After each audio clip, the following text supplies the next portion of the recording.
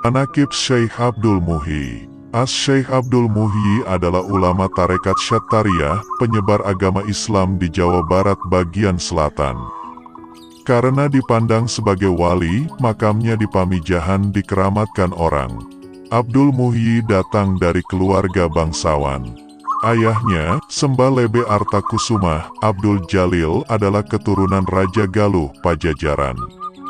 Ibundanya Dewi Tangaziah yang masih keturunan Sunan Giri. Abdul Muhyi dilahirkan di Mataram dan dibesarkan di Ampel, Surabaya, Jawa Timur. Pendidikan agama Islam pertama kali diterimanya dari ayahnya sendiri dan kemudian dari para ulama yang berada di Ampel. Dalam usia 19 tahun, ia berangkat ke Kuala, Aceh untuk melanjutkan pendidikannya dan berguru pada Syekh Abdul Rauf Singkel, seorang ulama sufi dan guru tarekat Syattariyah. Syekh Abdul Rauf Singkel adalah ulama Aceh yang berupaya mendamaikan ajaran martabat alam tujuh yang dikenal di Aceh sebagai paham wahdatul wujud atau wujudiyah, panteisme dalam Islam, dengan paham sunnah. Meskipun begitu, Syekh Abdul Rauf Singkel tetap menolak paham wujudiyah yang menganggap adanya penyatuan antara Tuhan dan hamba. Ajaran inilah yang kemudian dibawa Syekh Abdul Muhyi ke Jawa. Masa studinya di Aceh dihabiskannya dalam tempo 6 tahun. Setelah itu bersama teman-teman seperguruannya, ia dibawa oleh gurunya ke Baghdad untuk memperdalam ilmu dan berziarah ke makam Syekh Abdul Qadir Jailani. Dan kemudian ke Mekah untuk lebih memperdalam ilmu pengetahuan agama dan menunaikan ibadah haji. Sewaktu di Mekah beliau mimpi bertemu Rasulullah yang memerintahkan agar pulang ke tanah Jawa dan mencari gua tempat sidang Wali Songo dan juga tempat yang pernah untuk uzlah Syekh Abdul Qadir Jailani. Setelah menunaikan ibadah haji, Syekh Haji Abdul Muhyi kembali ke tanah Jawa dan menikah. Hari demi hari dilalui dengan baik. Hingga suatu ketika, beliau ingat pesan Rasulullah dalam mimpi agar mencari sebuah gua. Dan beliau meninggalkan Ampel untuk ke Mataram menghadap raja, serta orang tuanya yang menjadi pejabat di Mataram. Setelah menyampaikan maksud dan diterima serta diizinkan, Syekh Abdul Muhyi segera mulai melakukan pengembaraan ke arah barat bersama istri, dan ditemani beberapa prajurit yang diperintahkan untuk mengawal. Suatu ketika, rombongan itu tiba di Lebak Siu. Syekh berkenan untuk riyadoh mencari petunjuk di mana gua yang dicari. Setelah mendapatkan petunjuk, Syekh pun melanjutkan perjalanan ke arah barat dan mereka kemudian tiba di Dharma, termasuk daerah Kuningan, Jawa Barat. Atas permintaan masyarakat muslim setempat, ia menetap di sana selama 7 tahun untuk mendidik masyarakat dengan ajaran Islam. Sementara di Mataram, kedua orang tua Syekh gelisah dan meminta izin pada Sultan untuk menyusul sang anak. Akhirnya mereka bertemu di daerah Dharma dan ikut menetap di tempat tersebut. Dikarenakan harus meneruskan perjalanan, Syekh berkenan meninggalkan beberapa prajurit yang telah menguasai ilmu agama untuk menetap di Dharma, guna berdakwah di wilayah tersebut. Setelah itu ia kembali mengembara dan sampai ke daerah Pamengpek, Garut, Jawa Barat. Ia mentap di Pamengpek selama 1 tahun untuk menyebarkan agama Islam di kalangan penduduk yang ketika itu masih menganut agama nenek moyang. Setelah itu, rombongan bergegas untuk melanjutkan perjalanan. Pada suatu ketika, ayahanda Syekh Abdul Jalil jatuh sakit sehingga rombongan harus berhenti dan membuat pemukiman sementara. Banyak warga yang berdatangan untuk belajar, hingga pada suatu hari, akhirnya ayahnya meninggal dunia dan dimakamkan di tempat tersebut dan diberi nama Kampung Dukuh di tepi Kali Cikangan. Diaturlah untuk ada yang tinggal di tempat tersebut untuk menjaga makam serta mengajarkan agama. Beberapa hari setelah pemakaman ayahnya, ia melanjutkan pengembaraannya hingga ke daerah Batuwangi. Ia bermukim beberapa waktu di sana atas permintaan masyarakat. Setelah itu ia ke Lebak Siu, tidak jauh dari Batuwangi. Lagi-lagi atas permintaan masyarakat ia bermukim di sana selama 4 tahun. Pada masa 4 tahun itu ia berjasa mengislamkan penduduk yang sebelumnya menganut agama Hindu. Menurut cerita rakyat, keberhasilannya dalam melakukan dakwah Islam terutama dikarenakan kekeramatannya yang mampu mengalahkan aliran hitam. Di sini Syekh Haji Abdul Muhyi mendirikan masjid, tempat ia memberikan pengajian untuk mendidik para kader yang dapat membantunya menyebarkan agama Islam dan lebih jauh ke bagian selatan Jawa Barat. Setelah 4 tahun menetap di Lebak Siu, tidak lama dari itu, Syekh bisa menemukan gua yang dikisahkan lewat mimpi. Setelah menemukan gua tersebut, ia lebih memilih bermukim di dalam gua untuk mengajar dan bersuluk. Gua tersebut sekarang dikenal sebagai Gua Safar Wadi di Pamijahan, Tasikmalaya, Jawa Barat. Gua yang sekarang dikenal dengan nama Gua Pamijahan adalah warisan dari Syekh Abdul Qadir Al-Jailani yang hidup lebih dari 200 tahun sebelum Syekh Abdul Muhyi. Gua ini terletak di antara kaki Gunung Mujarot. Sejak gua ditemukan, Syekh Abdul Muhyi bersama keluarga beserta santri-santrinya bermukim di sana. Di samping mendidik santrinya dengan ilmu agama, beliau juga menempuh jalan tarekat. Menurut pendapat yang masyhur, sampainya Syekh Abdul Muhyi ke derajat kewalian melalui tarikat Mutabaroh Satariyah yang silsilah kemursyidannya sampai kepada Rasulullah. Berikut silsilahnya: Rasulullah, Ali bin Abi Thalib, Sayyidina Hasan, Sayyidina Zainal Abidin, Imam Muhammad Bakir, Imam Ja'far Shodiq, Sultan Arifin, Yasidis Sultan, Syekh Muhammad Maghribi, Syekh Arabi Yasidil Asyik, Sayyid Muhammad Arif, Syekh Abdullah Satari, Syekh Hidayatullah Syarmat, Syekh Haji Hudori, Sayyid Muhammad Goizi, Sayyid Wajhuddin, Sayyid Sifatullah, Sayyidina Abdi Muhib Abdullah Ahmad, Syekh Ahmad bin Muhammad Ahmad Kosos, Syekh Abdul Rauf, Syekh Haji Abdul Muhyi. Sekian lama mendidik santrinya di dalam goa, maka tibalah saatnya untuk menyebarkan agama Islam di perkampungan penduduk. Di dalam perjalanan, sampailah di salah satu perkampungan yang terletak di kaki gunung, bernama Kampung Bojong. Selama bermukim di Bojong, ia dianugerahi beberapa putra dari istrinya, Ayu Bakta. Di antara putra beliau adalah Dalem Bojong, Dalem Abdullah, Media Kusumah, Pakih Ibrahim. Menurut salah satu riwayat lisan, kehadirannya di Gua Safar Wadi itu adalah atas undangan Bupati Sukapura yang meminta bantuannya untuk menumpas aji-aji hitam Batara Karang di Pamijahan. Di sana terdapat sebuah gua tempat pertapaan orang-orang yang menuntut aji-aji hitam itu. Syekh Haji Abdul Muhyi memenangkan pertarungan melawan orang-orang tersebut hingga ia dapat menguasai gua itu. Ia menjadikan gua itu sebagai tempat pemukiman bagi keluarga dan pengikutnya. Di samping tempat ia memberikan pengajian agama dan mendidik kader-kader dakwah Islam, gua tersebut sangat sesuai baginya dan para pengikutnya untuk melakukan halwat menurut ajaran tarekat Syattariyah. Sekarang gua tersebut banyak diziarahi orang sebagai tempat mendapatkan berkah. Syekh Haji Abdul Muhyi juga bertindak sebagai guru agama Islam bagi keluarga Bupati Sukapura, Bupati Wiradadaha IV, Raden Subamanggala. Setelah sekian lama bermukim dan mendidik para santrinya di dalam gua, ia dan para pengikutnya berangkat menyebarkan agama Islam di Kampung Bojong, sekitar 6 km dari gua, sekarang lebih dikenal sebagai Kampung Bengkok, sambil sesekali kembali ke Gua Safar Wadi. Sekitar 2 km dari Bojong ia mendirikan perkampungan baru yang disebut Kampung Safar Wadi. Di kampung itu ia mendirikan masjid, sekarang menjadi kompleks Masjid Agung Pamijahan sebagai tempat beribadah dan pusat pendidikan Islam. Di samping masjid ia mendirikan rumah tinggalnya. Sementara itu, para pengikutnya aktif menyebarkan agama Islam di daerah Jawa Barat bagian selatan. Melalui para pengikutnya, namanya terkenal ke berbagai penjuru Jawa Barat. Syekh Maulana Mansur berulang kali datang ke Pamijahan untuk berdialog dengan Syekh Haji Abdul Muhyi. Syekh Maulana Mansur adalah putra Sultan Abdul Fattah Tirtayasa dari Kesultanan Banten. Sultan Tirtayasa sendiri adalah keturunan Maulana Hasanuddin, Sultan pertama Kesultanan Banten yang juga putra dari Syarif Hidayatullah atau Sunan Gunung Jati, salah seorang wali Songo.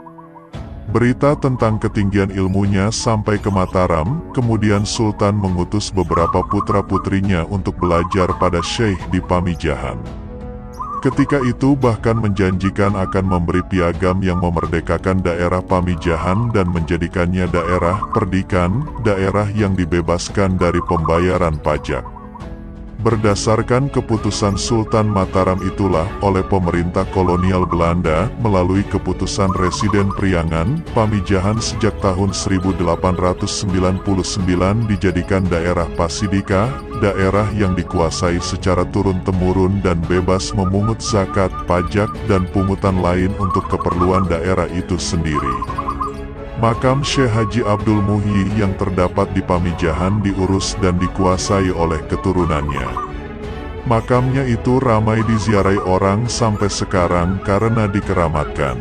Sampai saat ini desa Pamijahan dipimpin oleh seorang khalifah, jabatan yang diwariskan secara turun-temurun, yang juga merangkap sebagai juru kunci makam dan mendapat penghasilan sedekah dari para peziarah. Karya tulis Syekh Haji Abdul Muhyi yang asli tidak ditemukan lagi. Akan tetapi ajarannya disalin oleh murid-muridnya. Di antaranya oleh putra sulungnya sendiri, Syekh Haji Muhyiddin yang menjadi tokoh tarekat Syattariyah sepeninggal ayahnya. Syekh Haji Muhyiddin menikah dengan seorang putri Cirebon dan lama menetap di Cirebon. Ajaran Syekh Haji Abdul Muhyi versi Syekh Haji Muhyiddin ini ditulis dengan huruf pegon, Arab Jawi, dengan menggunakan bahasa Jawa, baru pesisir.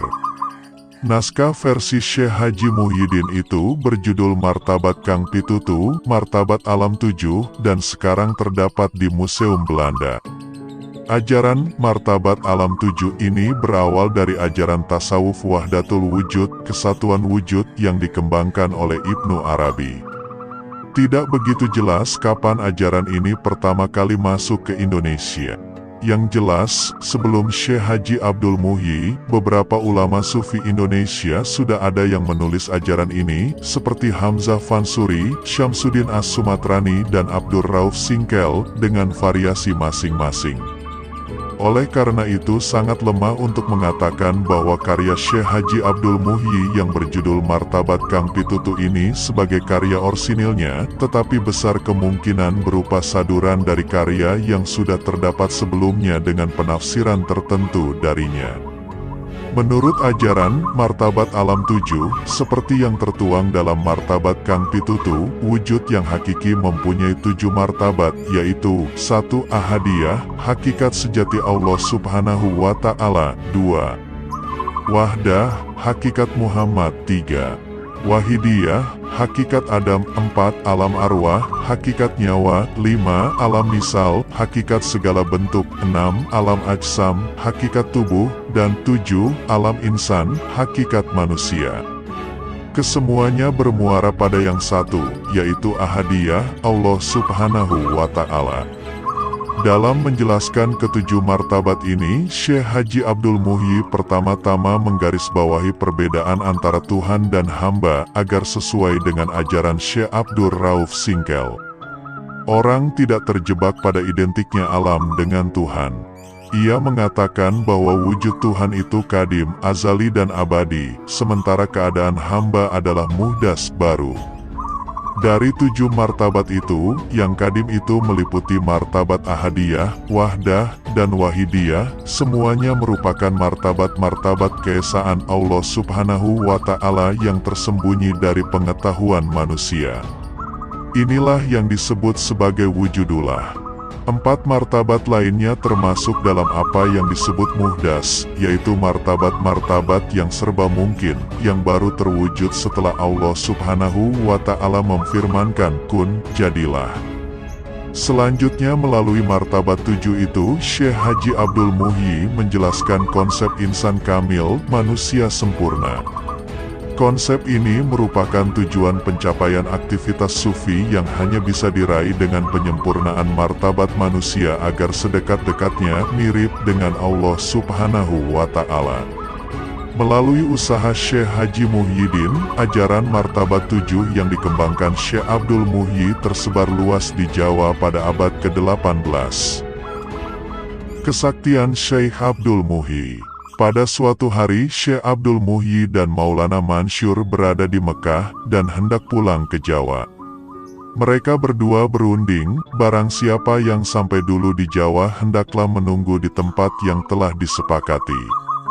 Syekh Maulana Mansyur berjalan di atas bumi dan Syekh Abdul Muhyi berjalan di bawah bumi. Masing-masing menggunakan kesaktiannya.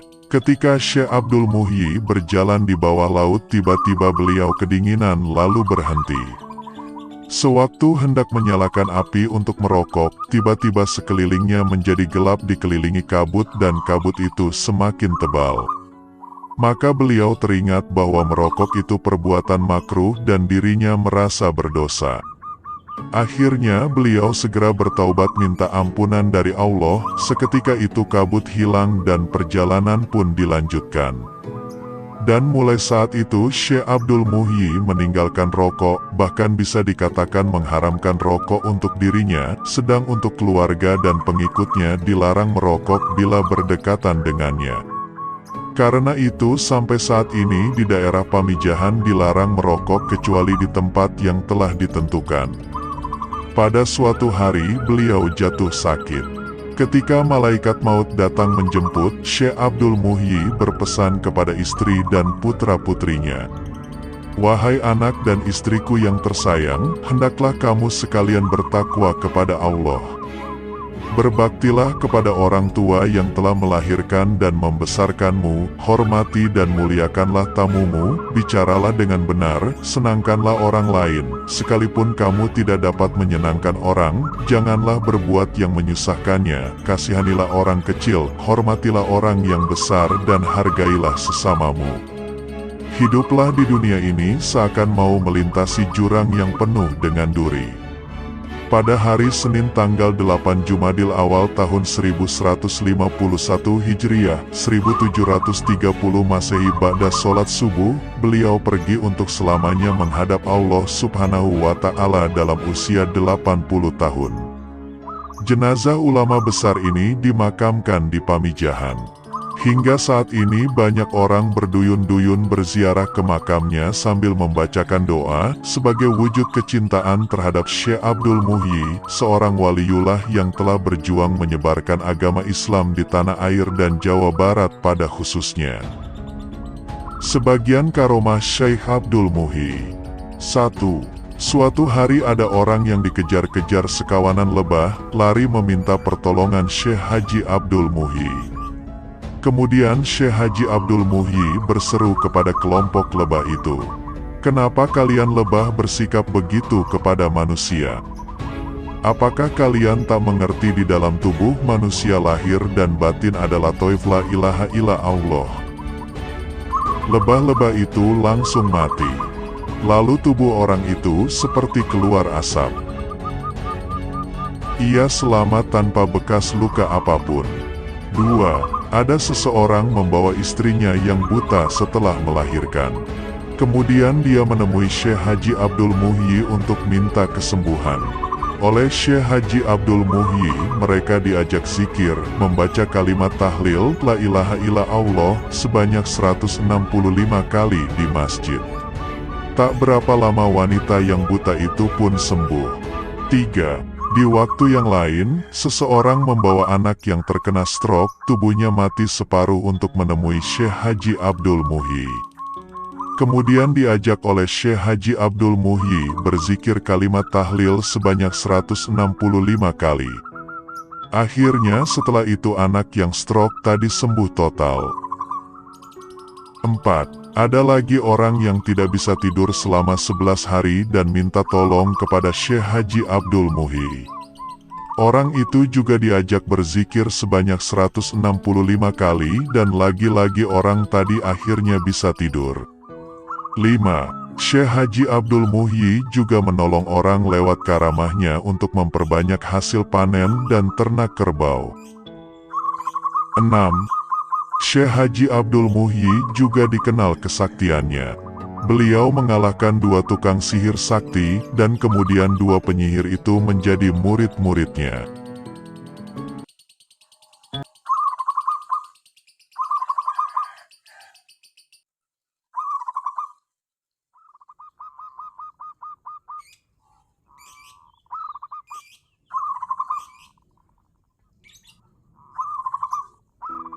Kiai Haji Ali Mas'ud atau biasa yang dipanggil Mbah Ali Mas'ud atau juga dipanggil Gus Ud atau biasa juga dikenal dengan Mbah Ud merupakan seorang tokoh agama yang memiliki jasa sangat besar dalam membantu masyarakat yang mengalami masalah atau problem kehidupan. Pada umumnya, masalah persoalan yang terjadi di kehidupan sehari-hari seperti masalah ekonomi, masalah pribadi, usaha, dan lain sebagainya.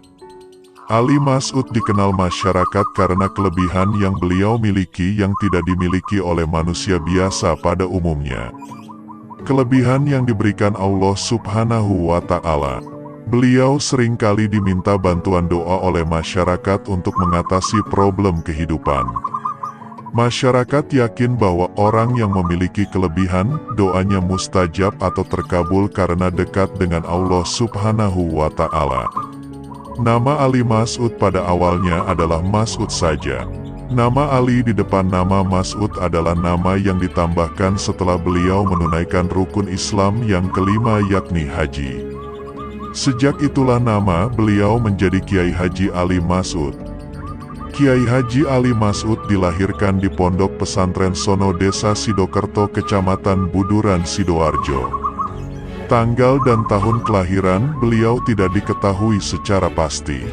Diperkirakan lahir sekitar tahun 1903. Beliau putra kedua dari 3 bersaudara yang terlahir dari pasangan Kiai Said dan Nyai Hajah Fatimah. Ayahnya berasal dari desa Sono Kecamatan Buduran Sidoarjo. Ayahnya sebagai pengasuh Pondok Pesantren Sono Sidokerto Kecamatan Buduran Sidoarjo. Sedangkan ibunya berasal dari daerah Kedung Cangkring Sidoarjo. Ali Mas'ud mempunyai 2 saudara kandung, 1 perempuan dan 1 laki-laki, yaitu 1. Saudara tertua yang bernama Nyai Masrifah. 2. Saudara termuda yang bernama Gus Mahfuz. Ali Mas'ud masih memiliki keturunan dengan Sunan Syarif Hidayatullah jika dilihat dari garis keturunan beliau. Pada saat kecil Ali Mas'ud berada di Pondok Pesantren Sono Sidokerto Kecamatan Buduran yang didirikan oleh kakeknya yaitu Kiai Muhain. Suatu ketika kedua orang tuanya bercerai yang mengakibatkan Ali Mas'ud ikut dengan ibunya tinggal di tempat kakaknya di Desa Pagerwojo Kecamatan Buduran Sidoarjo. Tidak diketahui secara pasti kapan kedua orang tuanya bercerai.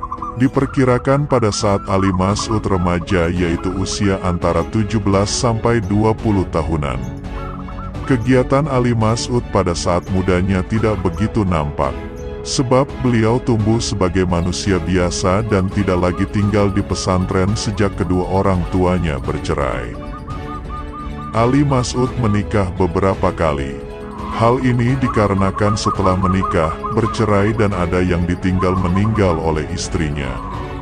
Adapun perjalanan pernikahan Ali Mas'ud adalah sebagai berikut. 1. Menikah dengan Putri Madura di Pasuruan yang tidak diketahui secara pasti nama serta tempat tinggalnya. Pada perkawinannya ini tidak berlangsung lama karena mereka bercerai. 2. Dengan Nyai Sarah dari Kedung Cangkring. Perkawinan yang kedua ini hanya berlangsung beberapa tahun saja kemudian bercerai lagi. 3. Dengan Nyai Syatiah dari Desa Kauman Mojoagung. Perkawinan ketiga ini hanya berlangsung selama 3 tahun, kemudian bercerai lagi. 4. Kembali menikah lagi dengan istri keduanya yaitu Nyai Sarah. Bersama Nyai Sarah ini beliau pergi menunaikan ibadah haji ke Tanah Suci Mekah. Sepulang dari Mekah beliau pindah ke Pagerwojo kemudian mendirikan sebuah rumah di sana dan pada akhirnya bercerai lagi.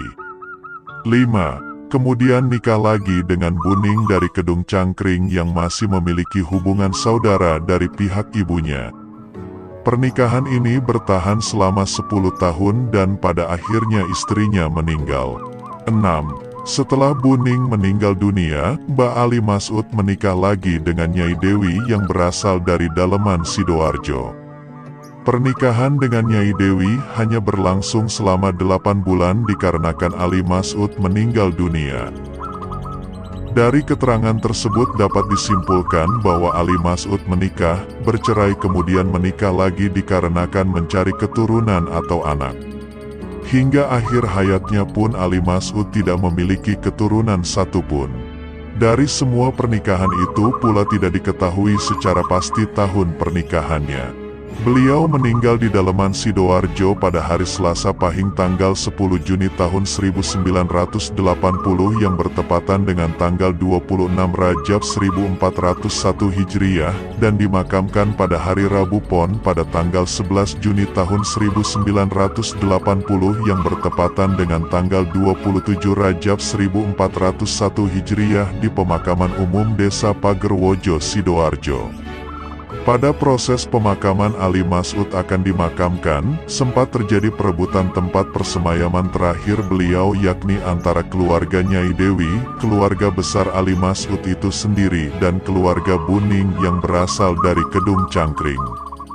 Karena tidak menemukan kesepakatan, maka disetujui untuk memohon fatwa dari Kiai Hamid Pasuruan dan beliau memutuskan bahwa Ali Mas'ud disemayamkan di sisi makam ibunya yaitu di pemakaman umum Desa Pagerwojo.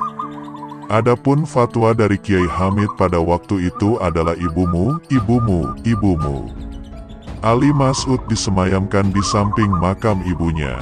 Makam ibu beliau ada di Desa Pagerwojo. Sehingga pada akhirnya dimakamkan di samping ibunya atas perintah dari Kiai Hamid. Di saat beliau meninggal, para pentakziah yang hadir pada waktu itu kurang lebih mencapai ratusan ribu orang. Sehingga jalan mulai dari rumah duka di Daleman Sidoarjo hingga di pemakaman Desa Pagerwojo penuh dengan pengunjung yang bertakziah. Semenjak itulah Desa Pagerwojo yang dulu terbelakang, dengan berkat Allah Subhanahu wa Ta'ala secara lambat laun namun pasti karena beliau mengalami kemajuan.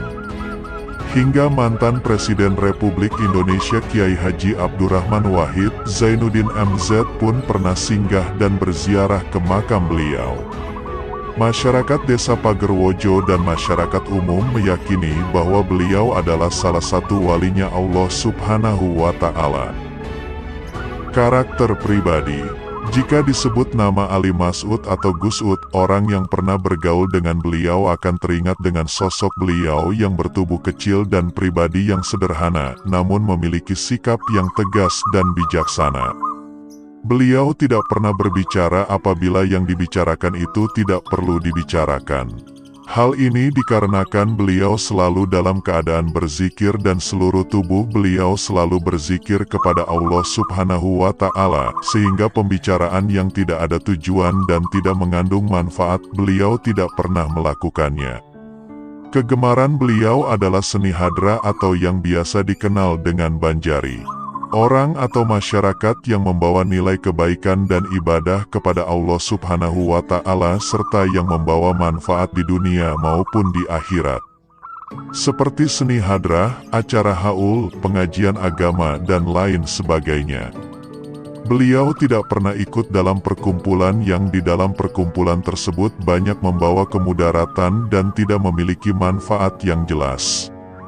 Beliau sangat dihormati oleh masyarakat sekitar tempat tinggalnya karena ketekunan beliau dalam meningkatkan keimanan dan ketakwaan kaum muslim kepada Allah Subhanahu wa Ta'ala. Berbagai macam cara beliau lakukan untuk membuktikan kepada masyarakat bahwa Allah itu Maha Esa dan Maha Segalanya. Salah satu cara yang beliau lakukan untuk membuktikannya kepada masyarakat adalah membantu masyarakat yang membutuhkan doa dan pertolongan beliau melalui kelebihan yang beliau miliki. Kelebihan yang dimiliki Ali Mas'ud merupakan kelebihan yang mutlak, di mana karomah beliau meliputi hal-hal yang bersifat musyahadah atau nyata dan tersembunyi. Ali Mas'ud hanyalah sebatas pemberi bantuan kepada masyarakat yang memerlukan beliau melalui doanya. Masyarakat Pagerwojo meyakini bahwa Ali Mas'ud mempunyai kelebihan yang tidak dimiliki manusia pada umumnya karena anugerah dari Allah Subhanahu wa Ta'ala. Berangkat dari hal ini, masyarakat juga meyakini bahwa Ali Mas'ud merupakan orang yang dekat dengan Allah. Al-Quran menyebut dalam surat Yunus ayat 62-64 yang artinya, ingatlah, sesungguhnya wali-wali Allah itu tidak ada kekhawatiran terhadap mereka dan tidak pula mereka bersedih hati. Orang-orang yang beriman dan mereka selalu bertakwa. Bagi mereka berita gembira di dalam kehidupan di dunia dan di akhirat. Tidak ada perubahan bagi kalimat-kalimat janji-janji Allah. Yang demikian itu adalah kemenangan yang besar. Dapat disimpulkan bahwa Ali Mas'ud adalah seorang sosok tokoh yang sangat dihormati oleh masyarakat Pagerwojo karena sikap dan perilaku beliau dalam kehidupan sehari-hari yang selalu memberikan pertolongan kepada masyarakat baik berupa masalah pribadi, keluarga maupun masalah ekonomi. Kelebihan beliau tidak lain adalah bukti nyata dari kebesaran Allah Subhanahu wa Ta'ala yang tertera dalam Al-Quran Surat Yunus ayat 62-64. Ali Mas'ud memang tidak memiliki pondok pesantren seperti para pendakwah pada umumnya. Beliau berdakwah pada saat perkumpulan pengajian dan lain sebagainya. Berikut akan diuraikan 8 kisah karomah Gus Ud. 1. Nakalnya sejak masa kecil. Beliau seorang wali Allah yang luar biasa sekali. Hingga tak ada satupun ulama atau para wali yang ada di tanah Jawa ini yang tak mengenal sosok beliau. Jika dilihat dari garis nasabnya, beliau itu masih ada hubungan dengan Sayyid Badruddin bin Ali Akbar bin Sulaiman. Beliau dimakamkan di desa Pagerwojo, Sidoarjo. Banyak yang berziarah ke sana. Beliau meninggal dunia tanpa mempunyai keturunan. Menurut kisahnya, Gus Ud mendapat derajat kewalian itu sejak masih kecil. Sangat nakal memang dan banyak tingkah, hingga membuat ayahnya sering memarahinya. Sang ayah konon orang yang alim dan mengajar ngaji di rumahnya. Sering-seringnya saat beliau ngajar ngaji, selalu terganggu oleh suara-suara teriakan Gus Ud kecil itu. 2. Tidur di kamar mandi. Pernah suatu ketika, ayahnya sangat marah atas kelakuan dirinya karena selalu tidak bisa diam dan selalu teriak-teriak dengan memakai kuda-kudaan yang dia tumpangi. Sambil berlarian, lompat-lompat dan teriak-teriak. Selalu begitu tanpa lihat waktu yang kurang tepat. Dia tidak peduli jika itu dilakukan saat ayahnya lagi mengajar ngaji. Jadi suara Gus Ud kecil betul-betul mengganggu ngaji ayahnya. Hingga sang ayah membentak dan marah sekali. Semua yang hadir sangat kaget dan takut dengan suara bentakan ayah Gus Ud tadi. Tak terkecuali si Gus Ud itu sendiri. Saking takutnya dengan ayahnya, dia langsung melarikan diri agar tidak terkena marah ayahnya yang sangat marah itu. Dia menghilang lama sekali. Ada yang mengatakan menghilangnya Gus kecil itu selama 3 hari. Dia tidak kelihatan sama sekali. Jadi sepi kampung dan pondok tidak ada dia. Karena tidak seperti biasanya yang ramai karena teriakan dan tingkah pola Gus Ud, sekarang jadi sepi. Dan kesepian tersebut baru menyadarkan hati ayahnya. Tumben Gus tidak kedengaran suara dan teriakannya. Akhirnya beliau panggil putranya itu. Tapi tidak ada jawaban. Beliau ulangi dengan berteriak, tapi si Gus Ud tidak muncul-muncul. Baru ada perasaan tidak enak, akhirnya menyuruh santri yang dari Pasuruan untuk memanggil Gus Ud kecil itu. Akhirnya santri itu pun mencari Gus Ud kecil kemana-mana. Cukup lama pencarian tapi tidak membuahkan hasil. Tidak ketemu juga, semakin khawatir orang tuanya. Beliau tetap mencari kemana keberadaan putranya itu. Beliau kerahkan semua santri dan masyarakat untuk mencari sampai ketemu. Konon pencarian itu berlangsung hampir 3 hari tanpa hasil. Akhirnya, dari sekian lamanya pencarian itu kemana-mana, bahkan ke tempat yang biasanya Gus Ud main juga tidak ada. Santri itu pun merasa kelelahan, akhirnya berniat mandi di kamar mandi pondok. Dia berharap lelah dan capeknya bisa terobati dengan mandi yang segar. Si santri tadi masuk ke kamar mandi dan melepaskan pakaiannya dan memulai menyiramkan air ke tubuhnya. Rasanya dan segar, itulah yang dirasakan si santri tadi. Sekarang tiba saatnya pakai sabun digosok-gosokkan ke tubuhnya. Pada saat dia memakai sabun, matanya tertuju pada kolam air kamar mandi. Kayaknya seperti ada yang ganjil dan aneh di dalam kolam air tersebut. Seperti ikan yang sangat besar yang diam saja di dalam air tersebut. Sesekali bergerak pelan-pelan lalu diam lagi. Dia dekati pandangannya ke dekat air. Dan memang benar, seperti sesuatu yang besar terbungkus kain sarung. Spontan saja si santri itu merasa ketakutan dan sambil membawa pakaiannya langsung berlarian keluar. Setelah dia pakai pakaiannya, langsung dia ke tempat kiainya. Dilaporkan apa yang baru saja dilihatnya.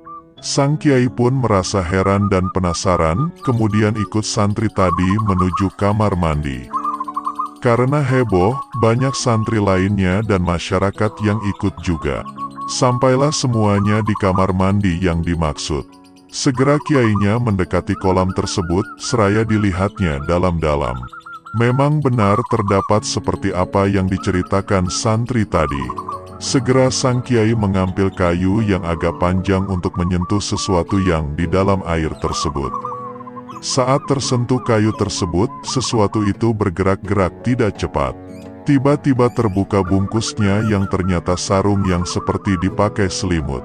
Lebih mengagetkan lagi adalah ternyata sesuatu tersebut bukan benda, tapi seorang anak kecil. Dia terduduk setelah disentuh-sentuh dengan kayu. Semua terbengong tidak percaya melihat kenyataan itu. Selang tak lama, anak kecil itu berdiri hingga kepalanya keluar dari air. Semakin kaget kiai dan para santri ternyata anak itu adalah Gus Ud. Subhanallah, kuasa Allah yang terjadi.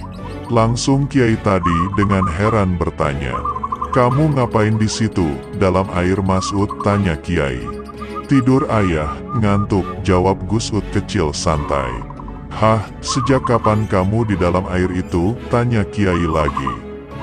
"Ya sejak Buya marah kemarin," jawabnya sangat tenang. 3.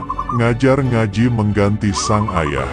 Sejak kejadian di kamar mandi itu, sang ayah melihat keanehan pada diri sang putra tersebut. Sejak itu pula sang ayah cenderung membiarkan putra lelakinya itu berbuat apapun dan tanpa ada kemarahan yang berarti darinya. Namun sang ayah juga terlihat sedih karena Gus Ud kecil tidak mau mengaji atau sekolah. Hanya main saja yang dilakukan setiap waktunya. Karena resah, akhirnya si ayah suatu ketika menasihati Gus Ud kecil agar mau mengaji dan sekolah. Tapi, kelihatannya Gus Ud tidak tertarik dengan hal-hal seperti itu. Sedih ayahnya melihat kenyataan ini. "Mas Ud, kamu ini banyak tingkahnya. Main terus tiap hari yang kamu lakukan.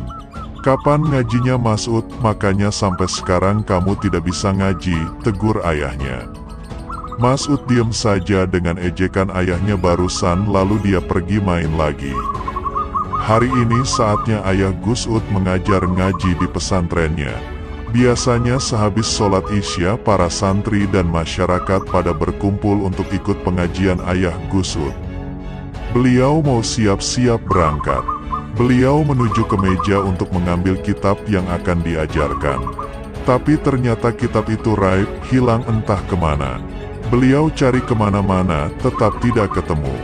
Akhirnya beliau keluar menuju ke tempat pengajian untuk memberi nasihat ala kadarnya karena tidak membawa kitabnya. Saat sudah mendekati tempat pengajian, kiai tadi samar-samar mendengar pengajian di tempat beliau biasa mengajar. Dan anehnya, suara yang mengajar itu seperti tidak asing lagi. Ternyata benar, setelah didekati ternyata yang mengajar adalah putranya sendiri, si Gus Ud yang masih kecil itu. Bayangkan, anak sekecil itu mengajar kitab Al-Hikam dengan begitu tegas dan indahnya. Meski kitab itu gundul, tidak ada harokat dan maknanya, Gus Ud kecil itu lancar membacanya berikut menjelaskan semua keterangan kitab itu. Subhanallah, ayahnya terbengong heran. Tanpa disadari air mata sang ayah menetes, terharu melihat putra kecilnya itu. 4. Pesawat mogok. Saat itu musim haji. Gus Ud berangkat haji. Ketika para jamaah haji mau diberangkatkan, di dalam pesawat itu Gus Ud membaca marhabanan dengan suara keras dan tidak teratur sambil memukul-mukul piring dan tas dipakai untuk musiknya. Semua yang melihat tidak berani melarang, karena seluruh penumpang tahu siapa itu Gus Ud. Salah satu awak pesawat lelaki menegur Gus Ud dengan halus. "Maaf Pak, pesawat mau berangkat. Tolong berhenti dulu," katanya. Kontan Gus Ud berhenti membaca marhabanan itu dengan hati yang dongkol. Dan apa yang terjadi, sampai berjam-jam mesin pesawat itu tidak mau hidup. Sudah diperiksa, ternyata tidak ada masalah. Tapi tetap saja tidak bisa hidup. Akhirnya salah satu jamaah haji ada yang memperingatkan pada awak pesawat tadi agar minta maaf pada Gus Ud karena telah menegurnya untuk diam. Dituruti juga anjuran itu. "Saya minta maaf ya Pak atas kelancangan saya tadi. Jika sekarang Bapak mau baca marhabanan tadi, monggo diteruskan." Lalu Gus Ud menjawab, "Iyo." Dengan rasa suka Gus Ud langsung membaca marhabanan seperti tadi dengan memukul-mukul sesuatu untuk menjadi musiknya. Ajaib, akhirnya mesin pesawat langsung bisa hidup dan berangkat ke Mekah dengan selamat. Beliau paling suka yang namanya seni sholawat hadrah. Saking sukanya dengan seni hadrah, kemanapun ada undangan hadrah, bisa dipastikan beliau akan hadir. Meski dengan suara yang tak enak dan bacaan yang kurang jelas, beliau tetap suka membaca dibaiyah dengan memukul terbang hadrah. Jangankan dapat undangan, beliau itu jika sedang di tengah jalan, naik apapun juga, jika mendengar ada hadrah pasti akan turun dan ikut sholawatan di tempat itu. Itulah gambaran sifat amat cintanya Gus Ud terhadap baginda Rasulullah. 5. Menyuruh beli kempieng. Suatu ketika ada orang yang dapat uang banyak karena habis menjual tanahnya. Orang itu terbilang sangat miskin. Hasil penjualan tanah itu dipakai untuk ongkos umroh saja tidak cukup, apalagi naik haji. Dia sangat bingung apa yang paling tepat digunakan. Dalam kebingungan itu, tiba-tiba di luar rumah ada orang yang mengucapkan salam dengan sedikit teriak. Dia mengenali betul siapa pemilik suara di luar pintu itu. Tak lain dan tak bukan adalah Gus Ud. "Waalaikumsalam, mari Gus masuk di dalam," jawab orang itu mempersilahkan Gus Ud masuk. "Ya, Sun, kamu punya uang banyak ya?" Dengan karomahnya Gus Ud tahu jika pemilik rumah tersebut sedang punya uang banyak meski dalam keadaan bingung. Jelas orang itu kaget atas diri Gus Ud yang tahu akan kondisi dirinya meski belum menceritakannya. "Inggih Gus, tapi saya bingung, digunakan untuk apa yang bisa bermanfaat, sedang saya ini orangnya tidak punya apa-apa selain duit itu," jawab orang itu polos. "Ya sudah, belikan kempieng saja semuanya," perintah Gus Ud yang kedengarannya ngawur dan tidak ada manfaatnya. Kempieng adalah tutup botol minuman dari lempengan besi. Bayangkan berapa banyak dengan uang jutaan. Tapi orang itu nurut, dia pun membelikan uangnya itu dengan kempieng yang jumlahnya berkarung-karung. Karena alasan dari Gus Ud itu tidak jelas, saat kendaraan truk pengangkut kempieng sampai di rumahnya, banyak tetangga yang bertanya, "Untuk apa kempieng sebanyak itu?"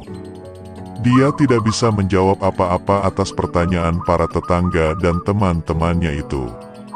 Yang terlihat, dia pasrah saja dengan apa yang terjadi. Dalam hatinya ada juga rasa sayang terhadap uangnya dibuat membeli begituan. Singkat kisah, tidak sampai 2 mingguan, ternyata ada salah satu perusahaan yang mencari pasokan kempieng untuk dikirim ke perusahaannya. Tidak jelas bagaimana kisahnya, yang pasti, perusahaan berani membeli kempyeng orang itu dengan harga 2 kali lipatnya. Bukan sampai di situ saja, orang itu diminta agar menjadi pemasok tetap kempyeng buat perusahaan. Subhanallah, sampai saat ini, orang yang disuruh Gus Ud beli kempyeng tersebut tergolong orang yang sangat kaya. Itulah sikap dan tingkah laku para kekasih Allah seperti Gus Ud yang terkadang nganeh-nganehi tapi membawa hikmah dan barokah. Disebutkan juga bahwa cerita yang hampir sama juga terjadi pada orang lain. Tapi bukan kempyeng, dia disuruh Gus Ud membeli rantai kapal dan berakhir sama dengan orang yang pertama tadi. 6. Wali Allah kok gitu perbuatannya? Ada hal aneh yang sering dilakukan Gus Ud. Ia sering merogoh kantong baju orang. Bagi orang-orang yang mengerti siapa Gus Ud akan maklum. Tapi bagi yang tidak mengerti siapa Gus Ud sebenarnya, pasti akan dongkol hatinya. Dan ini memang terjadi. Suatu hari ada undangan kecil-kecilan di sebuah rumah seseorang. Kebetulan Gus Ud lewat di depan rumah pemilik hajatan tersebut. Melihat ada acara itu, Gus Ud langsung masuk ke dalam rumah. Melihat sudah banyak orang di situ, Gus Ud langsung mengajak salaman satu persatu para undangan. Namun, bukan salaman saja, setelah salaman pasti Gus Ud merogoh kantong baju para undangan satu persatu. Semua hanya diam dan nurut saja, karena tahu siapa itu Gus Ud. Namun ada salah satu orang yang tidak suka dengan tingkah Gus Ud seperti itu. Dalam hati orang itu berkata, katanya wali Allah, kok gitu perbuatannya? Sementara itu, Gus Ud tetap terus merogoh kantong para undangan, tapi beliau tak mengambil apa-apa dari milik para undangan itu. Di saat pas giliran orang yang tidak suka atas tingkah laku Gus Ud tadi, beliau cuma senyum dan tidak merogoh kantong orang itu. Sambil senyum dan memandang orang itu, Gus Ud menirukan kata-kata orang itu yang terucap dalam hatinya tadi. Katanya wali Allah, kok gitu perbuatannya? Itulah yang diucapkan Gus Ud berulang-ulang dengan keras menirukan perkataan hati orang tadi. Pada akhirnya membuat orang itu malu dan minta maaf pada Gus Ud. Yo, gak popo, kata Gus Ud pada orang itu. 7. Tawaf. Dalam hal ini, sudah banyak yang sepakat dan juga banyak saksi mata yang masih hidup. Yaitu jika Gus Ud bertawaf saat di Mekah, sangat aneh sekali. Kita pasti melihat ribuan orang yang sedang tawaf di sana. Bagaimana cara jalan mereka, sudah pasti saling berdesakan dan berhimpitan. Jelas tidak akan bisa berjalan dengan mulus dan lancar. Tapi beda dengan Gus Ud, beliau saat tawaf lancar-lancar saja. Bahkan dengan setengah berlari. Dan anehnya, meski kondisi sangat berdesakan dan berhimpitan, tapi buat beliau lancar-lancar saja, seakan di depannya tak ada yang menghalangi jalannya tawaf. 8. Kitab Al-Hikam. Dulu, di pesantren Sawah Pulau pimpinan Kiai Usman Al-Isyaki ada pengajian rutin Kitab Al-Hikam yang dibacakan oleh Kiai Usman sendiri. Hampir semua yang ngaji di sana adalah para kiai-kiai yang tabarukan ke beliau. Ada hal yang menarik di sana, yaitu suatu ketika Gus Ud ikut ke sana. Namun ya begitu, banyak tingkahnya. Berdiri, duduk, berjalan dan apalah, tidak bisa diam. Lalu tiba-tiba Gus Ud mendekati Kiai Usman yang sedang asyik membaca kitab Al-Hikam itu. Gus Ud minta izin untuk meminta kitab yang dipegang Kiai Usman tadi. Akhirnya, kitab itu pun diberikan ke Gus Ud. Kontan saja para jamaah pengajian itu terbelalak melihat tingkah Gus Ud seperti itu, dan banyak yang berpikir, mau apa beliau minta kitab Al-Hikam itu, memang bisa baca. Itulah yang ada dalam pikiran para jamaah pengajian itu. Apa yang dilakukan Gus Ud setelah menerima kitab itu? Ternyata kitab itu dibalik sehingga tulisan Arabnya terlihat terbalik. Dengan sangat mantapnya beliau membaca Al-Hikam berikut penjelasannya meski dengan kitab terbalik. Disitulah beliau membuat decak kagum para jamaah pengajian tersebut.